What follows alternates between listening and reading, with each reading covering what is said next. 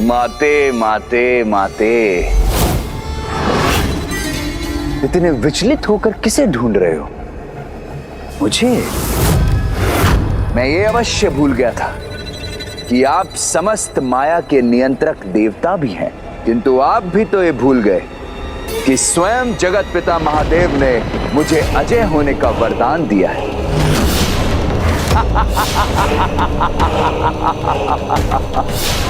तो अब सर्वत्र ममता मोह का विकार करने से कोई नहीं रोक सकता। भूल तो तुम अब कर रहे हो ममता स्वरूप, स्वयं में सुधार लाने के अपने इस अवसर को गवा कर, क्योंकि जिस प्रकार तुम्हारे इस सिंहासन और तुम्हारी इस माया का विनाश हुआ, उसी प्रकार शीघ्र ही तुम्हारे इस विकार का भी विनाश होगा।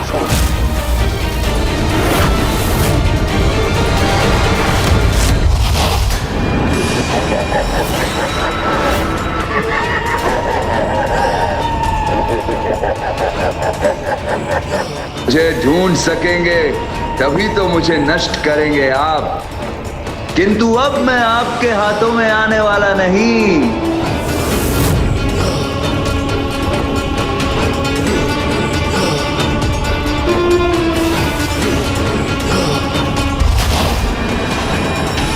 अब अपने इस विकार को उसके चरम पर ले जाकर समस्त संसार को दूषित करूंगा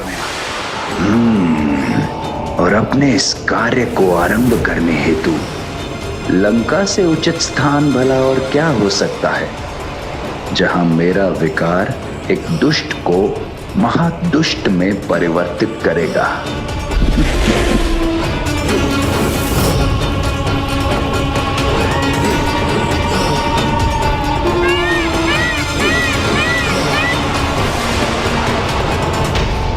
वो तो इसी दिशा में आया था, तो यहाँ से कहाँ चला गया वो गणेश? अब अदृश्य होकर ज्ञात नहीं वो कहाँ पहुंचकर किसे प्रभावित करने जा रहा है।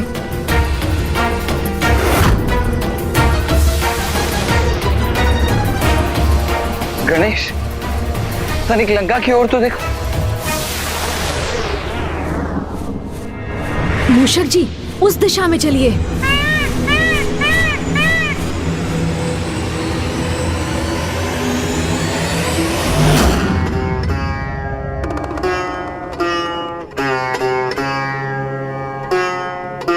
राक्षस राज, क्या आपके प्रति मेरा स्नेह समर्पण पर्याप्त नहीं है? क्या आपको मेरा सौंदर्य भाता नहीं? क्या आप मुझे अपनी अर्धांगिनी के रूप में पाकर प्रसन्न नहीं हैं?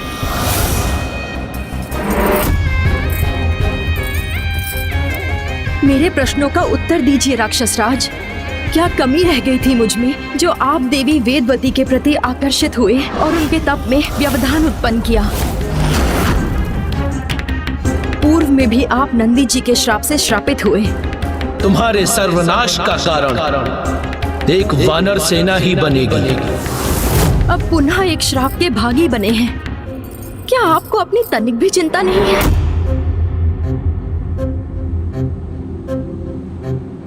कहीं देवी मंदोदरी सत्य तो नहीं कह रही हैं? कहीं वास्तव में मुझसे कोई बड़ी भूल तो नहीं हो गई?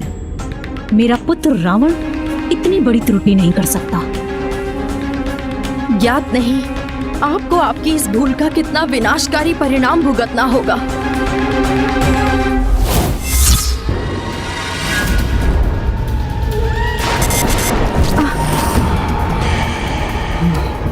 कृपा करके अपने इस व्यवहार पर संयम रखिए राक्षस राज, और पर स्त्री को सदैव सम्मान की दृष्टि से देखिए। देवी मंदोदरी,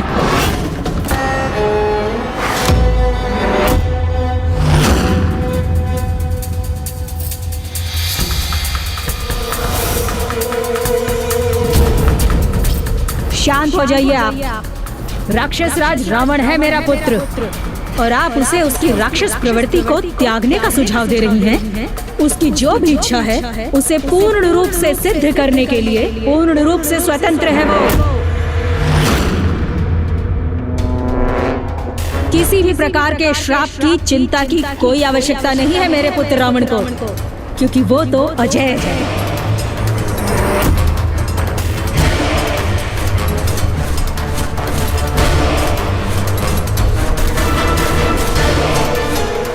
जिस स्त्री के प्रति आकर्षण हो उसे प्राप्त करने की इच्छा व्यक्त करने के लिए पूर्ण रूप से स्वतंत्र है मेरा पुत्र।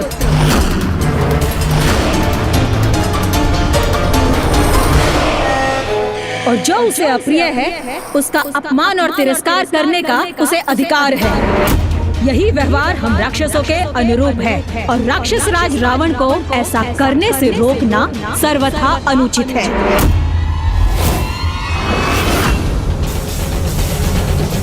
एक माता अपने पुत्र के दुर्व्यवहार का समर्थन कर अपने ही पुत्र को अधर्म के अंधकार में कैसे भेज सकती है? भैया ये और कुछ नहीं, अवश्य उस दुष्ट ममतासुर का ही प्रभाव है। वो अवश्य यहाँ उपस्थित होगा। बताओ, आप मेरा प्रभाव तो सर्वत्र पाएंगे किंतु मुझे कहीं नहीं ढूंढ पाएंगे। पुत्र रावण, तुम्हें देवी मंदोदरी की किसी भी बात पर विचार करने की कोई आवश्यकता नहीं। तुम अपनी इच्छा पूर्ति करो और राक्षसी प्रवृत्ति पर स्थिर रहो। आप तनिक भी चिंता मत कीजिए माता। आपका ये पुत्र राक्षस राज रावण आपको कभी भी निराश नहीं करेगा। महानतम राक्षस हूं मैं और महानतम ही रहूंगा। महानतम राक्षस हूं मैं और महानतम ही रहूंगा। महानतम राक्षस हूं मैं और महानतम ही रहूंगा। महानतम राक्षस हूं मैं और महानतम ही रहूंगा। ममतासुर ने अपने प्रभाव से एक विषैले व्यक्तित्व को और विषैला बना दिया है। इसके पूर्व की वो दुष्ट अन्य जीवों में भी दुष्टता का संचार करे, हमें उसे रोकना होगा भैया।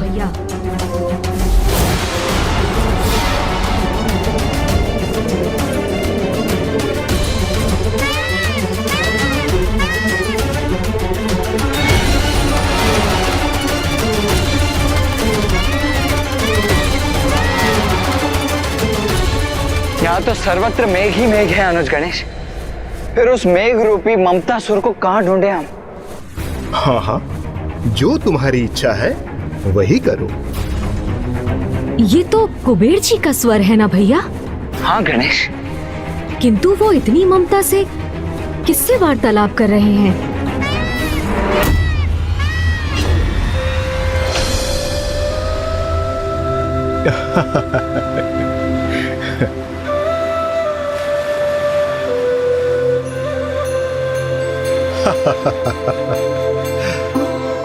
मेरे पुत्रों नल कुबेर मणिग्रीव कुबेर, यही तो आयु है आपकी क्रीड़ा करने की। इसलिए उन्मुक्त होकर जितनी इच्छा हो उतनी क्रीड़ा कीजिए। पिताश्री, आप चिंता न करें। आप अनुमति दे अथवा ना दे, हम तो अपनी इच्छा अनुसार से ही क्रीड़ा करेंगे।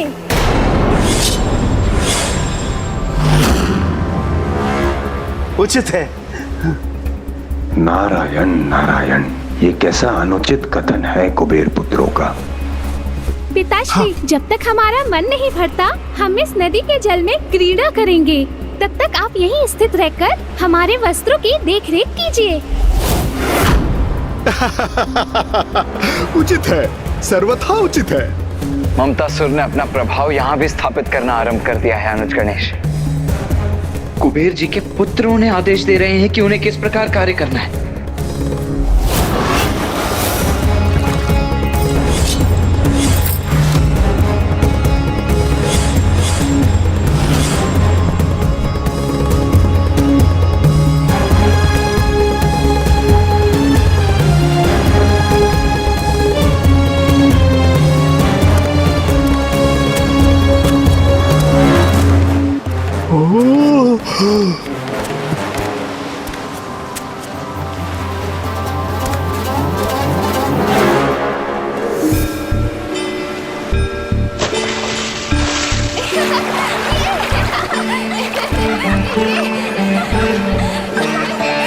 प्रणाम देव ऋषि नारद जी। कुबेर जी, आपने अपने पुत्रों को उचित संस्कारों की सीख नहीं दी। ये भी नहीं सिखाया उन्हें कि जब उनके समक्ष उनसे बड़ा कोई आता है तो उनका अभिवादन करना चाहिए। बालक है, क्रीड़ा करने गए हैं, इसलिए आप पर ध्यान नहीं गया होगा उनका। इसे आप अपना अपमान ना समझें।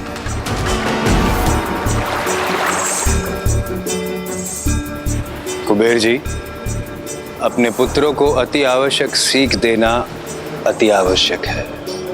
ये भी अति आवश्यक है उन्हें समझाना कि पवित्र नदी में यूं संपूर्ण रूप से निर्वस्त्र होकर प्रवेश करना धर्म के विरुद्ध है। देवर्षि, आप भी हमारे समान जल में प्रवेश तो कीजिए।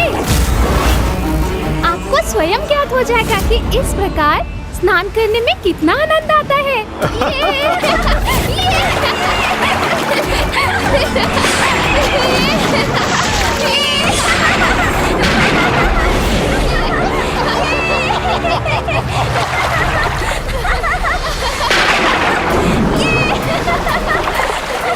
अपनी जल क्रीड़ा में तो खो ही गए मेरे पुत्र।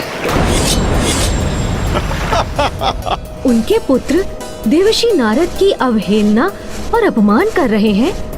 पवित्र नदी के जल में कैसे प्रवेश किया जाता है उस विधि को भूलकर पवित्र जलधारा का भी अपमान कर रहे हैं। और कुबेर जी उसके इस अनुचित व्यवहार से आनंदित भी हो रहे हैं। कुबेर जी, आपकी इस अनुचित ममता ने आपके पुत्रों के दुर्व्यवहार को देखकर भी अनदेखा करने को विवश नहीं किया, अपितु आपकी बुद्धि भी पूर्णतः भ्रष्ट कर दी है। इसीलिए आपके पुत्रों के इस दुर्व्यवहार को आप स्वीकार कर रहे हैं। दोषी है, दोषी है, दोषी। दंड तो अवश्य प्राप्त होगा।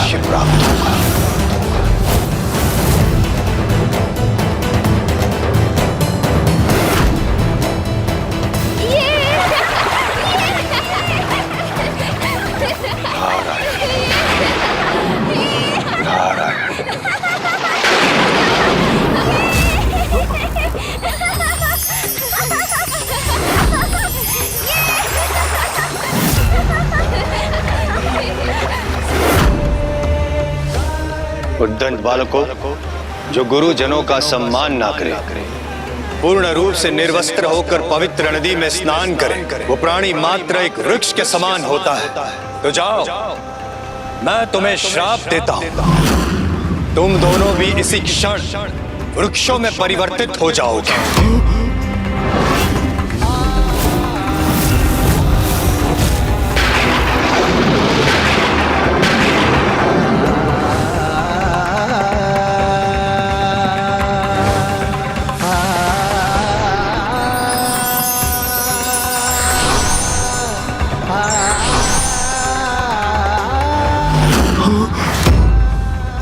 मेरे पुत्र वृक्षों में परिवर्तित हो गए।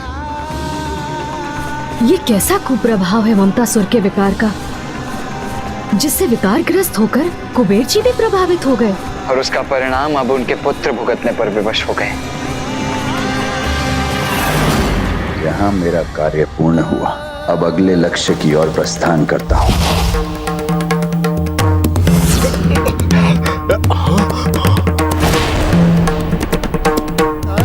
क्षमा देव ऋषि जी, क्षमा। देवर्षि जी, ज्ञात नहीं हम पर किसका प्रभाव पड़ गया था। आप पर किसका प्रभाव हुआ था इसका तो मुझे भी ज्ञात नहीं, किंतु मैं आपके पुत्रों को श्राप दे चुका। अब इसके प्रभाव से मैं उन्हें श्राप मुक्त नहीं कर सकता। मैं पुनः आपसे क्षमा याचना करता हूँ। मेरे पुत्रों को श्राप मुक्त करने का कोई तो उपाय होगा। देवर्षि, क्षमा कर दीजिए, क्षमा कर दीजिए मेरे बालकों को, क्षमा कर दीजिए।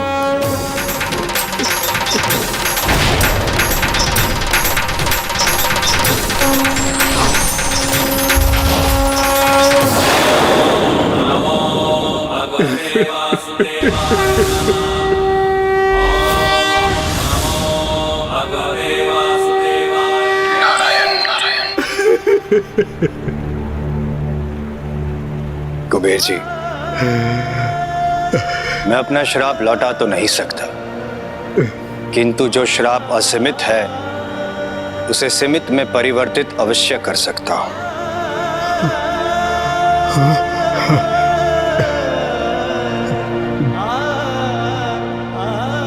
जब प्रभु नारायण स्वयं धरती पर प्रकट होंगे और जब वे बाल क्रीड़ा करेंगे, तब आपके पुत्रों को श्राप मुक्त अवश्य करेंगे। धन्यवाद, धन्यवाद महर्षि।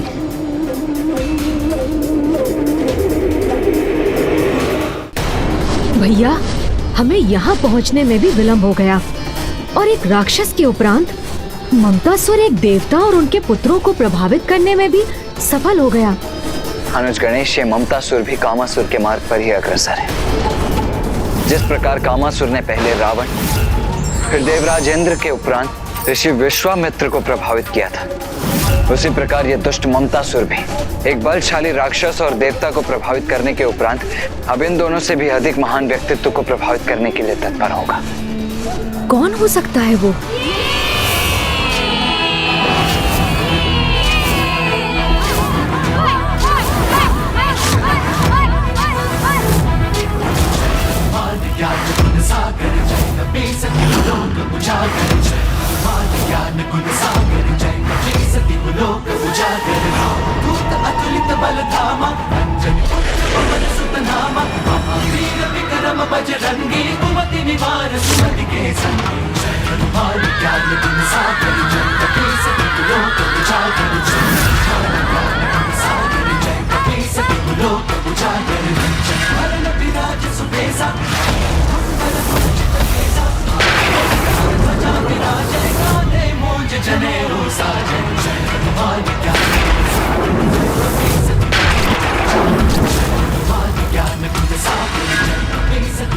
तुम्हारे लिए कुछ भी असंभव नहीं। जय हनुमान।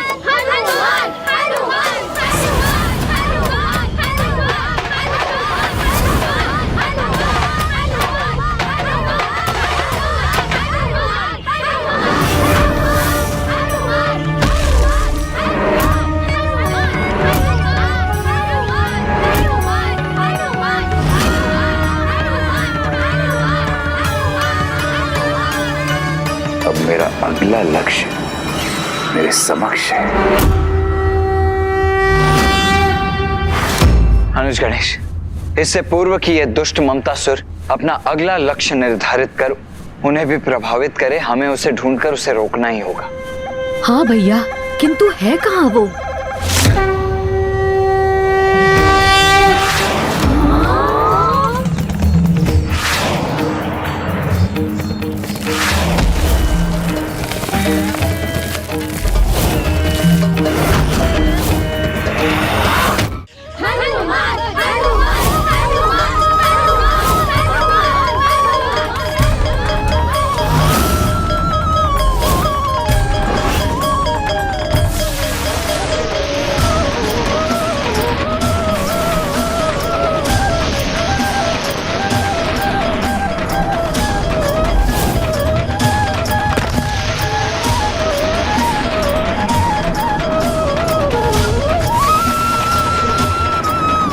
बलशाली हो तुम हनुमान। इस शीला को उठा लिया तुमने हनुमान। अब इसे और ऊपर उठाओ। हाँ हाँ, अपनी अपार शक्ति का प्रदर्शन करो हनुमान।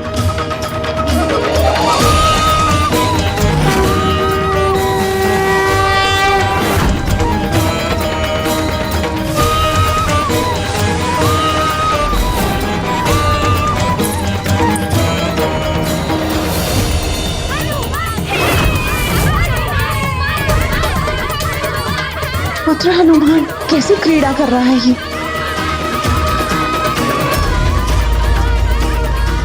माता, यहाँ उन्होंने इस प्रकार मुझे यहाँ देख लिया तो बहुत उलाहना देंगी।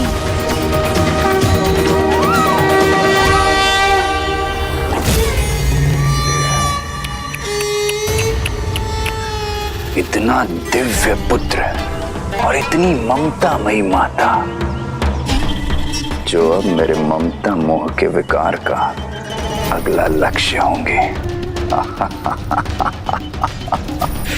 आनंद आएगा, बहुत आनंद आएगा। माते माते माते।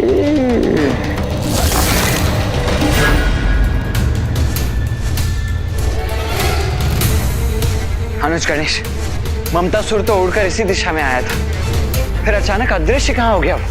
भैया आप चिंता मत कीजिए, हमें शीघ्र ममतासुर का कोई ना कोई संकेत अवश्य प्राप्त होगा।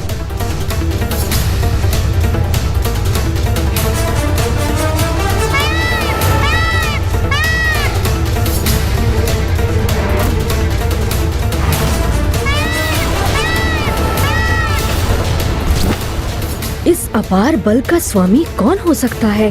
कहीं ममतासुर उसको भी अपने विकार से ग्रस्त तो नहीं करने वाला? गणेश वो देखो, कितना विचित्र दृश्य है। ये शिला इस प्रकार अधर में कैसे लटकी हुई है? तो ये किसकी पूंछ थी जिसने इतनी बड़ी शिला को इतनी दूर जाकर स्थित कर दिया? समस्त संसार में ऐसे बल और सामर्थ्य के स्वामी तो एक ही हैं, प्रभु महादेव के अवतार बाल रूप में केसरी नंदन महाबली हनुमान। वो बाल हनुमान जो भविष्य में श्री हरि नारायण के राम अवतार के सहायक बन रावण की पराजय में उनकी सहायता करेंगे।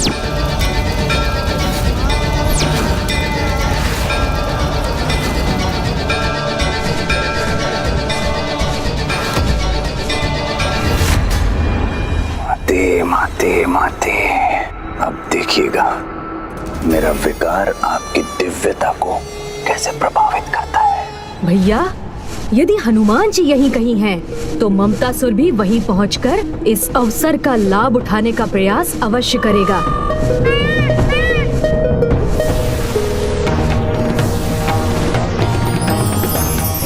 इसीलिए हनुमान जी की पूंछ हमें ममतासुर तक भी पहुंचाएगी। मूषक जी,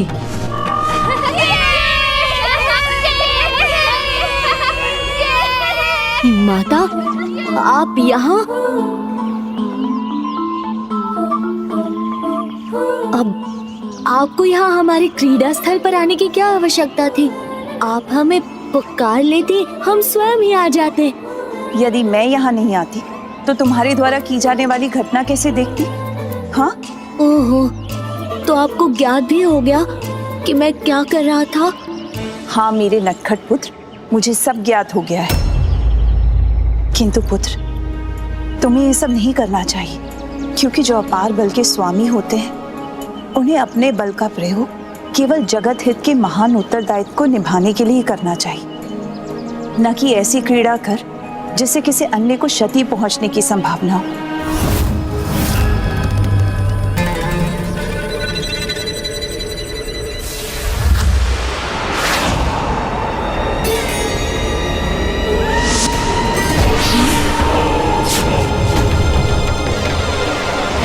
किंतु माता, मैं तो ये क्रीड़ा और मनोरंजन के लिए कर रहा था।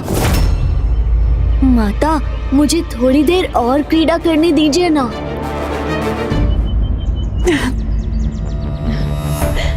करो पुत्र, तुम्हें जो भी क्रीड़ा करनी है।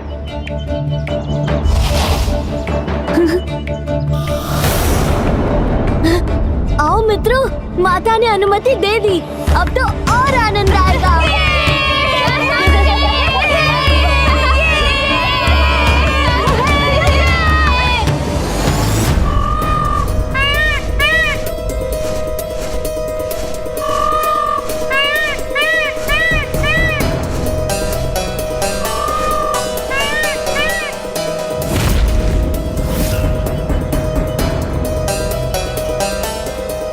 गणेश, यहाँ तो कोई भी नहीं है। किंतु भैया, वो शिला तो इसी स्थान से आई थी। अर्थात हम उचित स्थान पर पहुंचे अवश्य हैं, किंतु इसमें हमें तनिक विलंब हो गया है अनुज।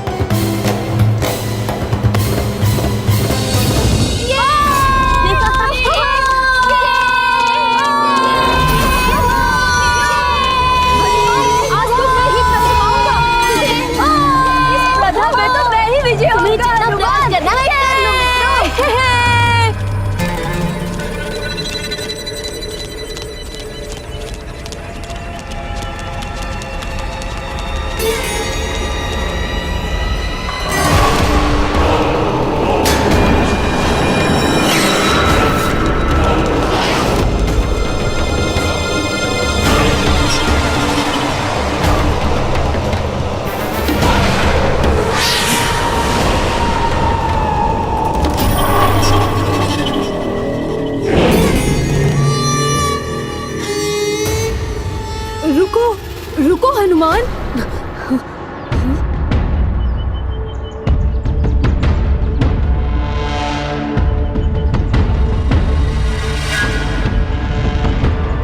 वो देखो,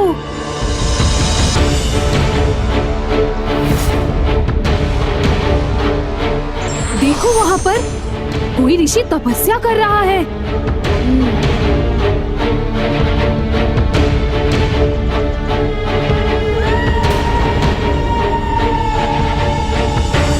हम यहाँ क्रीड़ा करेंगे तो ऋषिवर के तप में बाधा उत्पन्न होगी। कदाचित उचित तो ये होता कि ये यहाँ से किसी दूर ऊंचे स्थान पर तप कर रहे होते, जैसे वो वृक्ष। मेरे अनुसार हमारे कारण ऋषिवर के तप में कोई विघ्न उत्पन्न नहीं होगा। वैसे भी यदि वो यही अपने तप में लीन रहेंगे तो कोई भी पशु उनके तप में बाधा बन उन्हें क्षति भी पहुंचा सकता है। इन्हें तो किसी ऊंचे स्थान पर ही स्थित होकर तप करना चाहिए।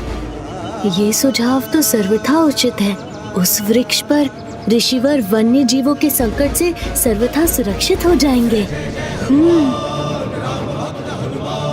तो सिर्फ इन्हें ही क्यों, इनकी सुविधा हेतु मैं इन्हें इनकी शिला के साथ ही उस वृक्ष पर स्थित कर देता हूँ। फिर बिना किसी बाधा के ऋषिवर सदियों तक अपनी तपस्या कर सकेंगे। हाँ हाँ, यही उचित होगा हनुमान। किंतु क्या ये संभव है?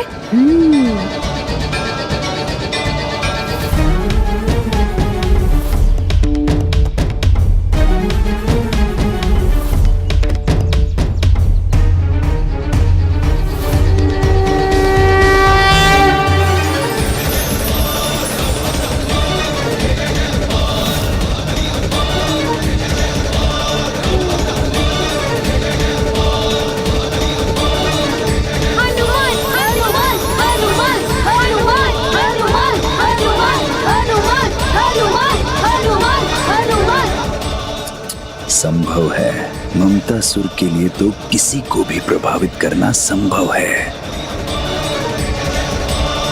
हनुमान हनुमान हनुमान हनुमान हनुमान हनुमान हनुमान हनुमान हनुमान हनुमान हनुमान।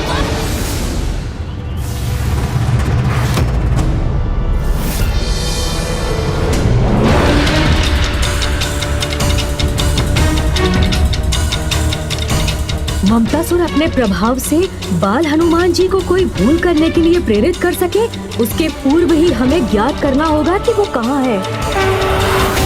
हनुमान हनुमान हनुमान हनुमान हनुमान हनुमान हनुमान हनुमान हनुमान हनुमान हनुमान। अनुज गणेश, तुम बालकों का ये स्वर सुन रहे हो?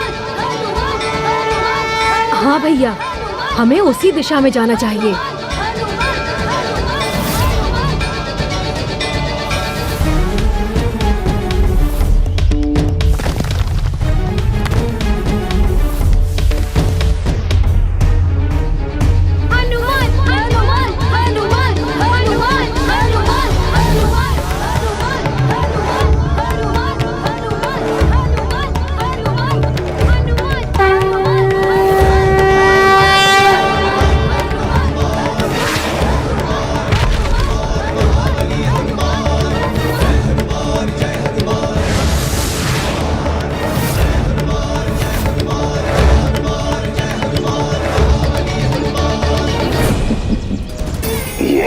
चाहता था। अब आगे इसका दुष्परिणाम भुगतने के लिए तैयार हो जाइए हनुमान जी।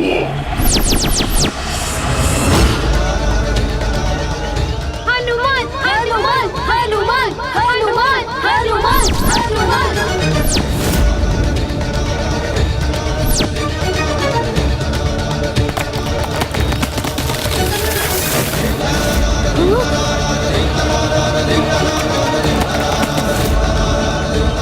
ऋषिवर,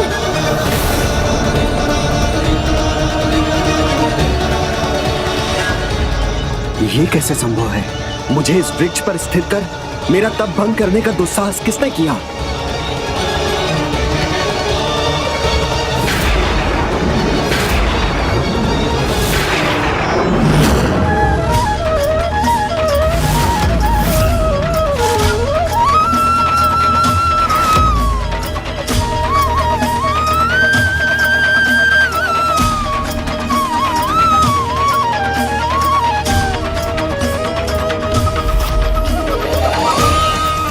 वर्षों के कठोर तप को भंग करने का दंड तुम्हें अवश्य दूंगा।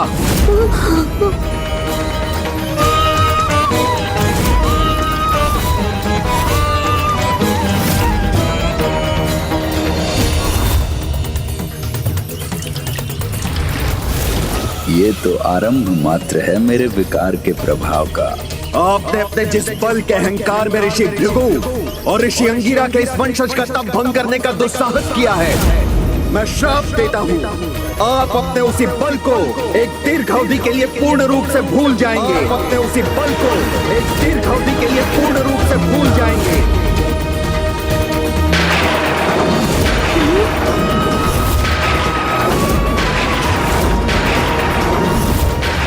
क्षमा ऋषिवर, क्षमा।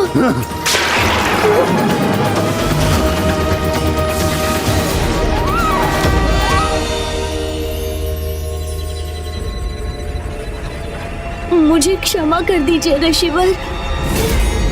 वहां मैंने रावण को उत्तेजित किया और यहाँ हनुमान के बल को क्षीण करने में सफल रहा, तो अब समस्त संसार में मेरे ममता मोह के विस्तार को कोई नहीं रोक सकता, जिसके दुष्परिणाम के साक्षी तो आप भी होंगे गणेश जी।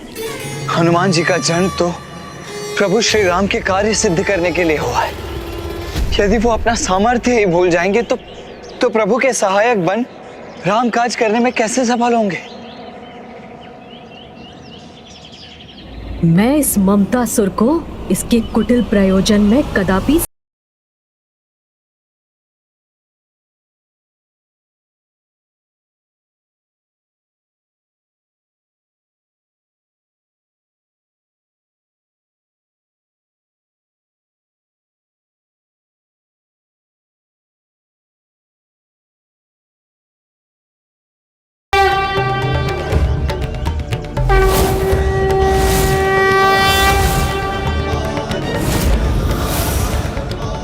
मैं आपको श्राप मुक्त तो नहीं कर सकता, किंतु इसके प्रभाव को सीमित अवश्य कर सकता हूँ। भले ही मेरे श्राप के कारण आप अपनी विशेष शक्तियों को भूल गए हैं, किंतु जब कोई आपको आपके बल का स्मरण कराएगा, तब आप पुनः अपने सामर्थ्य को प्राप्त कर अपने महान दायित्वों को निभाने में सफल होंगे।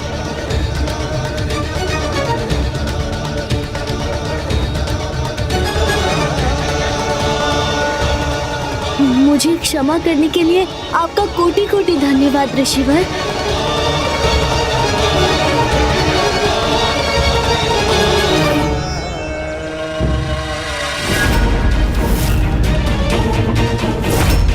ममतासुर, ये तो यहाँ है। गणेश, इससे पूर्व कि ये दुष्ट पुनः मेघों का रूप धारण कर यहाँ से अदृश्य हो जाए, हमें इसे अपना बंदी बना लेना चाहिए।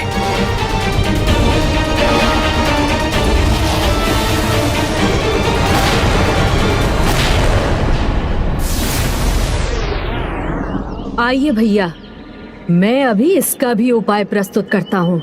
उचित है।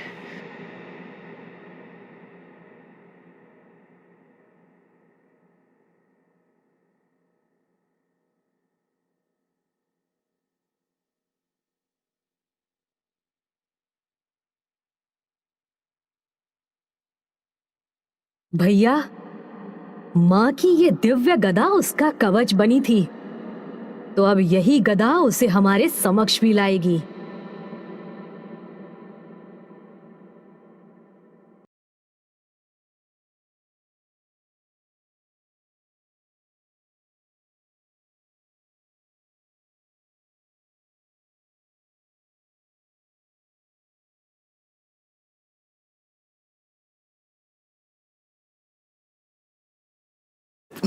ये क्या हो रहा है? मैं यहाँ स्थिर क्यों नहीं हो पा रहा हूँ? इन मेघों से स्वयं को विलग करने में असमर्थ क्यों हो रहा हूं मैं?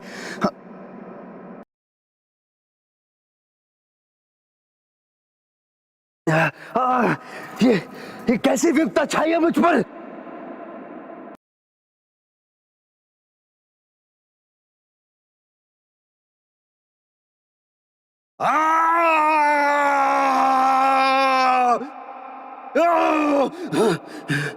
ये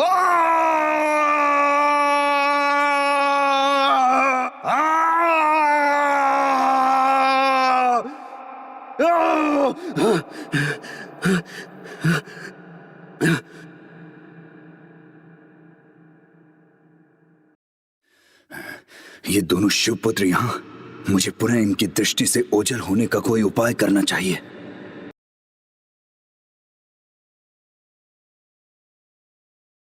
नहीं ममतासुर,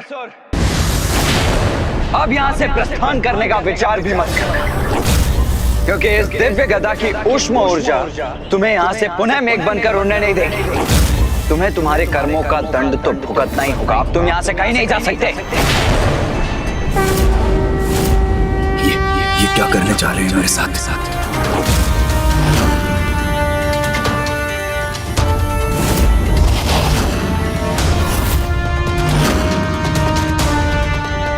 अब इनसे अपनी रक्षा कैसे करूं मैं?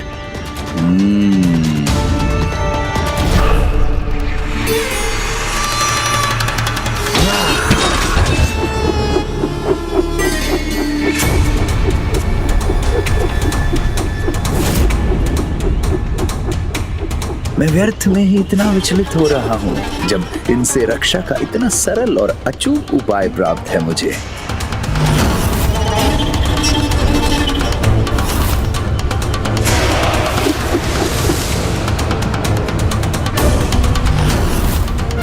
अब ये दुष्ट ममतासुर कैसा कपट करने जा रहा है? अपने सभी अस्त्रों को अदृश्य क्यों कर दिया इसने?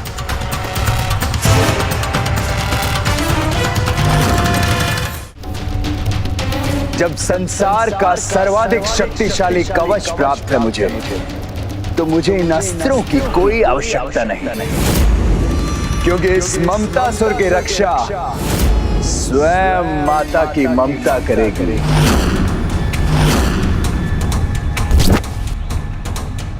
ओम जगदम्बा जननी रक्षा करो, ओम भयहारिणी मैया रक्षा करो, ओम जगदम्बा जननी रक्षा करो, जननी रक्षा करो, भयहारिणी मैया रक्षा करणी मैया रक्षा करो, ओम चंद्रघंटा जननी रक्षा करो, रक्षा करो। ये कौन है जो मुझसे अपनी रक्षा की गुहार लगा रहा है?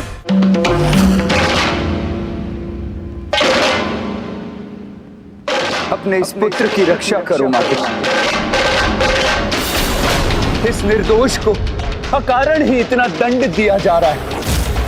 आपके पुत्र ममतासुर पर संकट की छाया छाई है, जो स्वयं मेरे भ्राताओं ने उत्पन्न की है।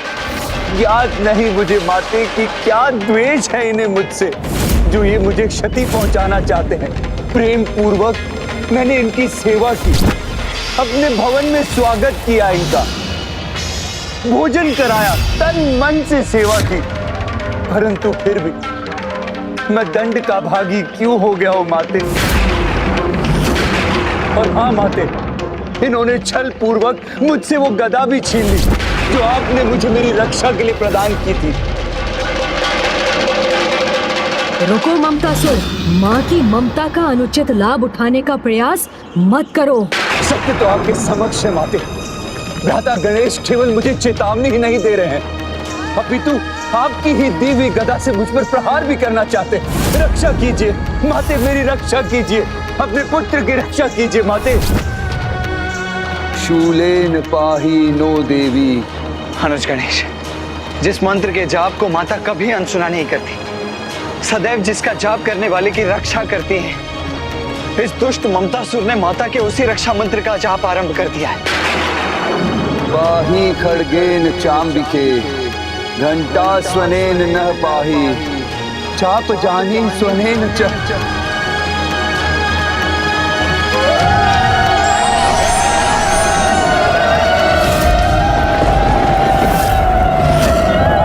योगिनी माता है यहाँ?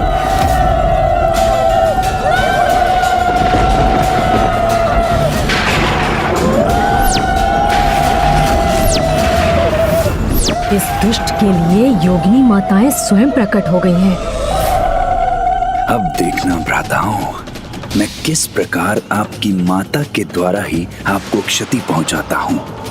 पहले आपके पिताश्री ने आपकी गर्दन काटी थी, आज स्वयं आपकी माता ही आपकी शत्रु हो जाएंगी।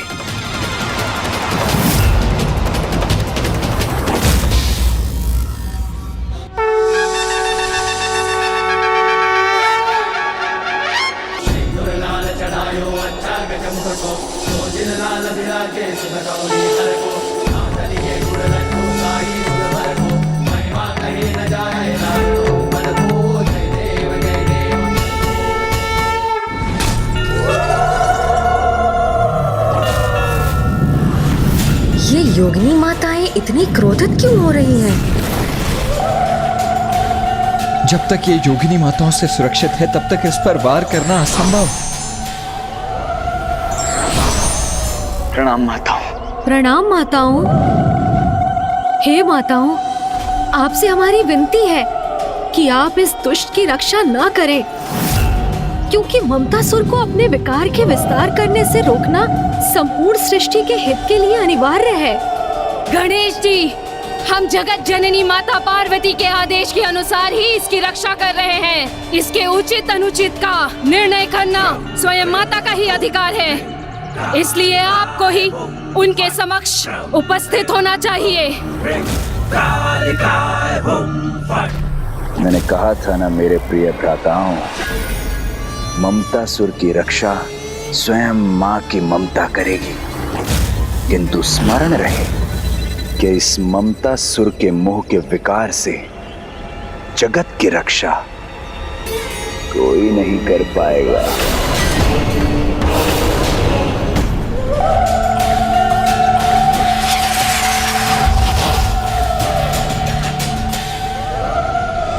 गणेश, ये दुष्ट तो पुनः ओझल हो गया है और हम इसे रोकने में भी असमर्थ रहे हैं। भैया, माँ की कृपा से ही ममतासुर की रक्षा हुई, तो अब उसे रोकने का भी एक ही उपाय है। माँ ममता के चरम से प्रभावित होकर ममतासुर को अपनी ममता का अनुचित लाभ उठाने दे रही है। हमें माँ को इसका आभास कराकर उन्हें ममतासुर के विरुद्ध करना होगा, तब माँ स्वयं इसे उचित सीख प्रदान करेंगी। इसके लिए तुम्हारे पास कोई योजना है? भैया, ममतासुर अभी माँ की ममता से ही परिचित है, किंतु उसे ये ज्ञात नहीं कि माँ अनुशासन भंग करने वालों के प्रति अत्यंत कठोर भी हो सकती है। हमें माँ के उसी रूप को जागृत करने हेतु अपने व्यवहार से माँ को विचलित करना होगा। नहीं अनुज गणेश, हमें नहीं, ये कार्य तो तुम्हें ही पूर्ण करना होगा। किंतु भैया। नहीं नहीं नहीं अनुज गणेश, कोई किंतु परंतु नहीं। किसी के द्वारा मर्यादा भंग करने पर माँ का क्रोध चरम पर पहुंचकर उनके काली रूप को प्रकट कर देता है, जो प्रलय की स्थिति तक उत्पन्न कर देता है, जिसके पश्चात स्वयं पिताश्री तक के लिए माँ को शांत कर पाना अत्यंत कठिन हो जाता है। मैं माता के उस भयानक रूप का साक्षी बनने का इच्छुक नहीं हूँ। अर्थात अब जो भी करना है वो मुझे ही करना होगा।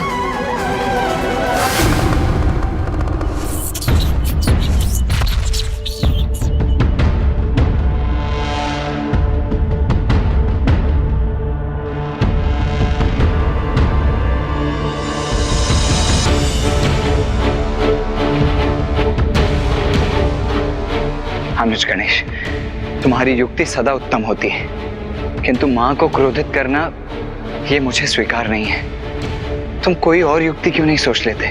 आप चिंता मत कीजिए भैया, माँ का ध्यान तो उनकी रंगोली पर ही केंद्रित है। उन्होंने हमारी ओर देखकर भी ममतासुर और उसकी दिव्य गदा को लेकर एक प्रश्न तक नहीं किया, तो मेरी योजना को क्रियान्वित करने का यही उचित अवसर है। क्या करूं जिससे माँ अशांत होकर अपने ममतामयी रूप का त्याग कर कठोर अनुशासन स्थापित करने वाली माँ का रूप धारण कर ले। मुझे शीघ्र कोई स्पष्ट निर्णय लेना होगा। नहीं गणेश की ये योजना मेरे अनुमान से भी अधिक संकट उत्पन्न ना करते।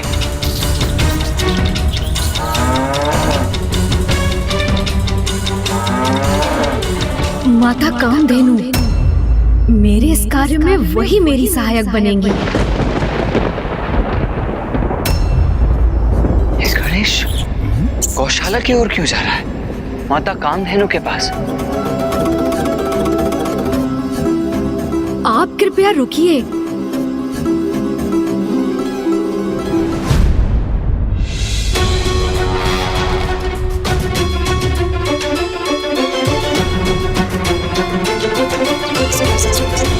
प्रभु, ये क्या कर रहे हैं? प्रभु ने ये गोबर अपने हाथ में क्यों उठा लिया?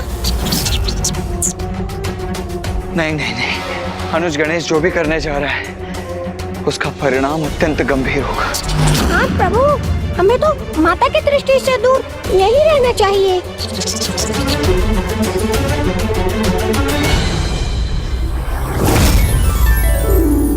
अब मेरी ये रंगोली पूर्ण होने जा रही है। स्वामी इसे देखेंगे तो कितने प्रसन्न हो जाएंगे। मेरी ये योजना अवश्य सफल होगी।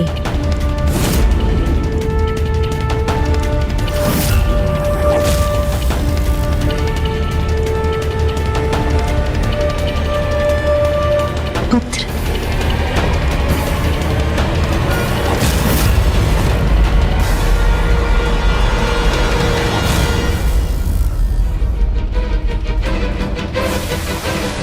गणेश ने ये क्या कर दिया?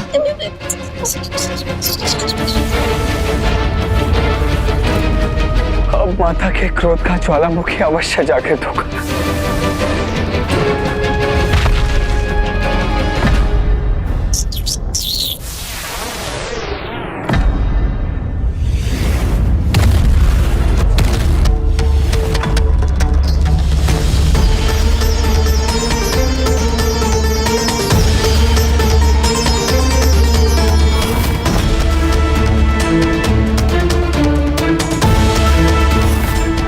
अब माँ अपने क्रोध को रोक नहीं सकेंगी।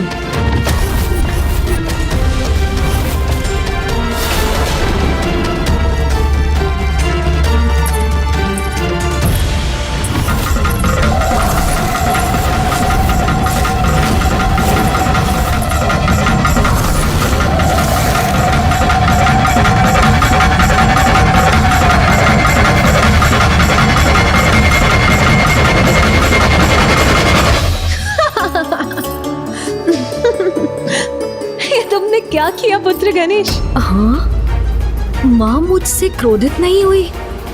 माता, गणेश जी ने हमारे समस्त दिवस के परिश्रम को व्यर्थ कर दिया, हमारी रंगोली की शोभा ही मिटा दी। शोभा मिटाई नहीं है, गणेश ने तो अपने अनुसार शोभा और बढ़ा दी है।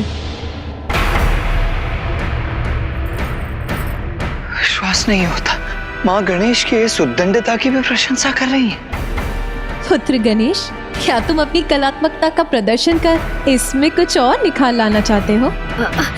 नहीं माँ। मेरे विचार से गणेश द्वारा जोड़े गए इस शुभ गोबर पर हमें पुष्प सज्जित करना चाहिए। इससे इस रंगोली की सुंदरता और बढ़ जाएगी। आज प्रथम बार मैं चाहता हूँ कि माँ मुझसे रुष्ट हो, तो वो उसके सर्वथा विपरीत व्यवहार कर रही है।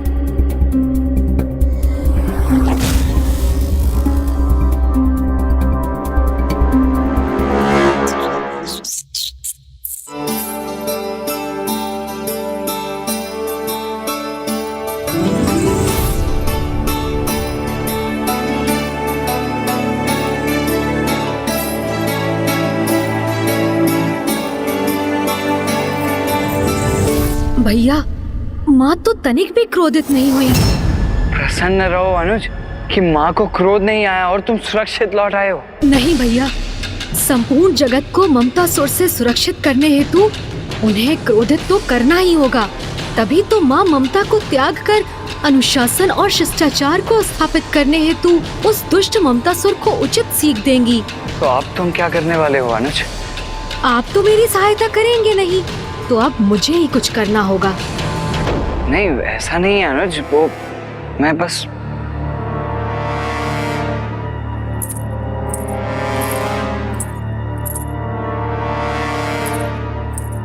माँ रसोई गृह की ओर बढ़ रही हैं।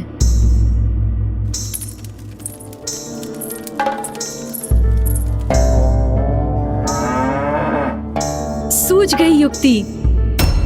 हाँ, किंतु रसोई गृह में क्या?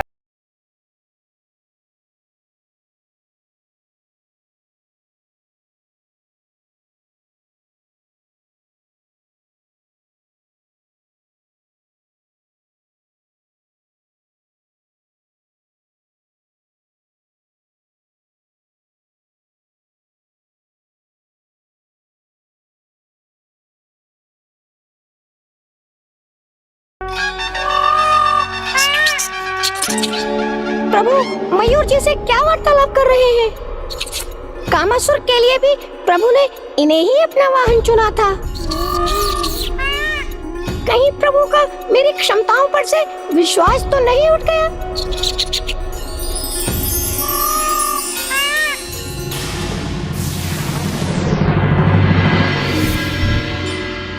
धन्यवाद मयूर जी।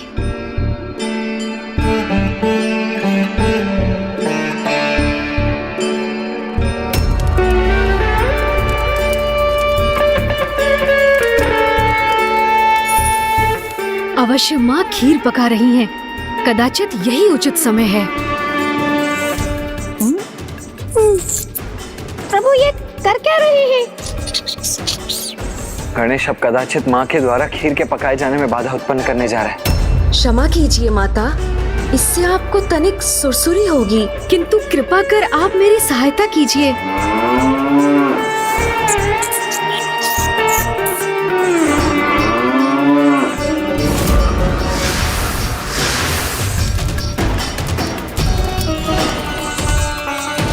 रसोई घर में ये धूल कहाँ से आ रही है?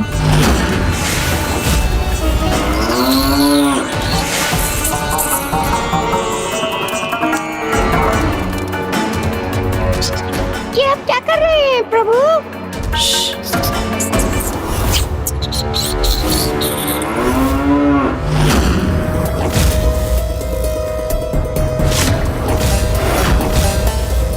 अनुज गणेश, अब माँ के क्रोध से तुम्हारी कोई रक्षा नहीं कर सकता। पुत्र गणेश, पुत्र गणेश, पुत्र गणेश। पुत्र, आज ये नटखट बालक के समान क्रीड़ा क्यों कर रहे हो तुम? इसमें बहुत आनंद आ रहा है तुम्हें? उचित है, यदि क्रीड़ा करनी है तो करो, किंतु ना अब देवी कामधेनु को सताओ और ना ही अब मेरे कार्य में कोई व्यवधान उत्पन्न करो। मुझे खीर बनाने के उपरांत पूजा भी करनी है। माता इस बार थोड़ा रुष्ट तो हुई, परंतु क्रोधित नहीं। माँ कुछ तो क्रोध कीजिए, आज आपका क्रोध कहाँ लुप्त हो गया है? अब तो मुझे पूजा में बाधा उत्पन्न कर ही उनका क्रोध जागृत करना होगा। श्रृंगी जी, वो प्रभु ने जो कार्य दिया था वो संपन्न हो गया है क्या? अरे नहीं हुआ तो हो जाएगा, गणेश जी साथ है ना। अच्छा हुआ नंदी जी, श्रृंगी जी, आप दोनों भी आ गए। अब आप दोनों एक अत्यंत महत्वपूर्ण कार्य को संपन्न करने में मेरी सहायता कीजिए।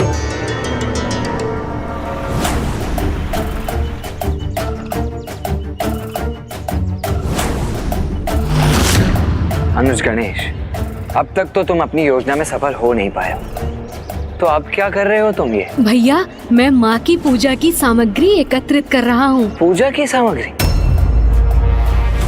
तो अनुज, तुम बेलपत्र जैसे शुभ वृक्ष के पत्र एवं अन्य फलों के स्थान पर ये विषैले धतूरे और अखवन के पत्र क्यों एकत्रित कर रहे हो, जिनका शुभ कार्यों में प्रवेश ही निषेध है? क्योंकि भैया, अब तो माँ के क्रोध को जागृत करने का यही एकमात्र उपाय शेष है। माता का क्रोध? प्रभु आपने हमें ये पूर्व में क्यों नहीं बताया?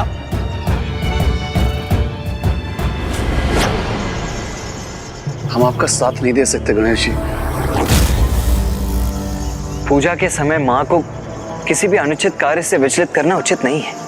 क्या तुम्हें स्मरण नहीं है, जब स्वयं पिताश्री ने अपने ब्रह्मचारी रूप में माँ की तपस्या में व्यवधान उत्पन्न किया था तो उसका क्या परिणाम हुआ था? बस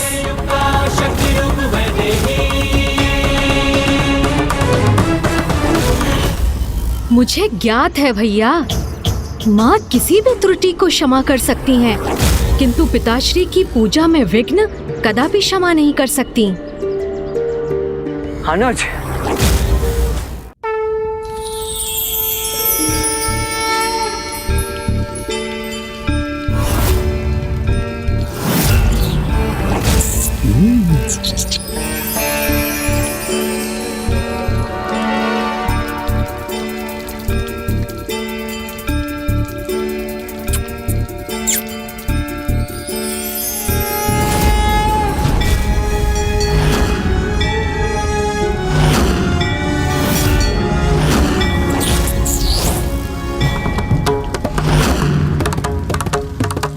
पुत्र गणेश, प्रभु के शिवलिंग को वैशैली और अनुचित सामग्री क्यों समर्पित कर रहा है?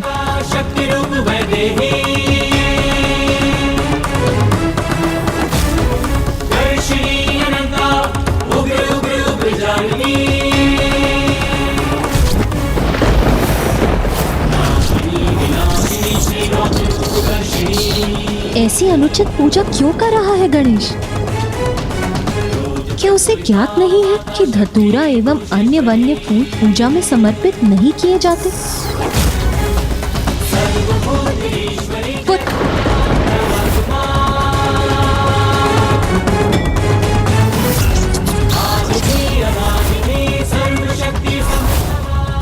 मैंने माता की पूजा भंग की है, अब तो वो अवश्य ही क्रोधित होंगी। विधि के अनुसार इसकी पूजा उचित नहीं, किंतु गणेश है तो अभी बालक ही ना, और वो तो पूर्ण भक्ति भाव से प्रभु की पूजा कर रहा है। इसीलिए कदाचित इसे इसके अनुसार ही पूजा करने देना चाहिए, क्योंकि स्वामी की पूजा में किसी भी विधि विधान से कहीं अधिक महत्वपूर्ण उनके प्रति उनके भक्त की श्रद्धा है।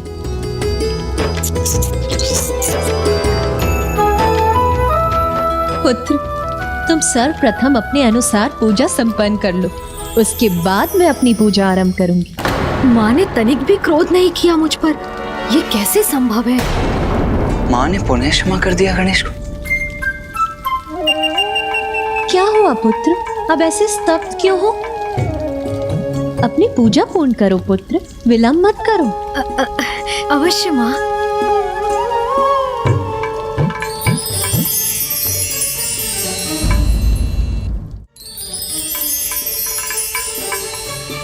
ओम नमः शिवाय। पुत्र गणेश, अब तुम्हारी पूजा यदि समाप्त हो गई हो तो मुझे भी अपनी पूजा आरंभ करने दो। हाँ माता।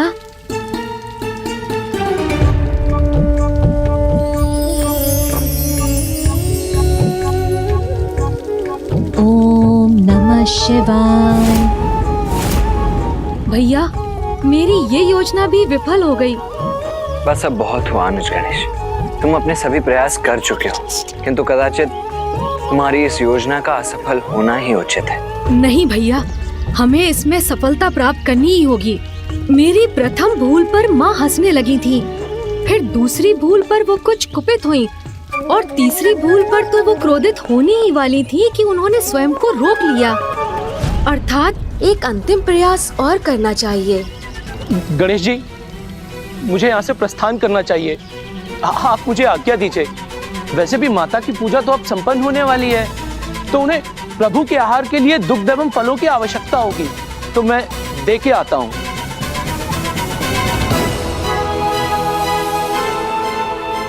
गणेश जी, मैं भी यहाँ से प्रस्थान करता हूँ। मैं तो न कभी यहाँ था न अभी हूँ।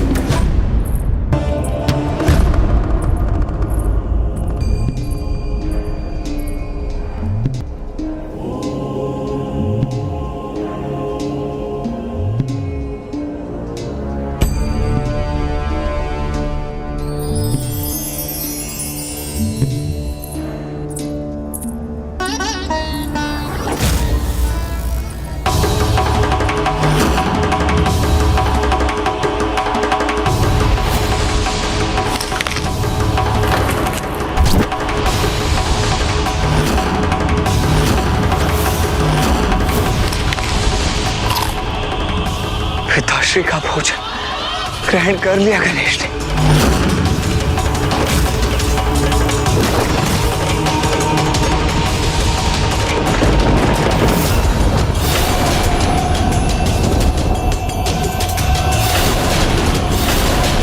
बस बहुत हुआ गणेश, बस बहुत हुआ गणेश, बस बहुत हुआ गणेश।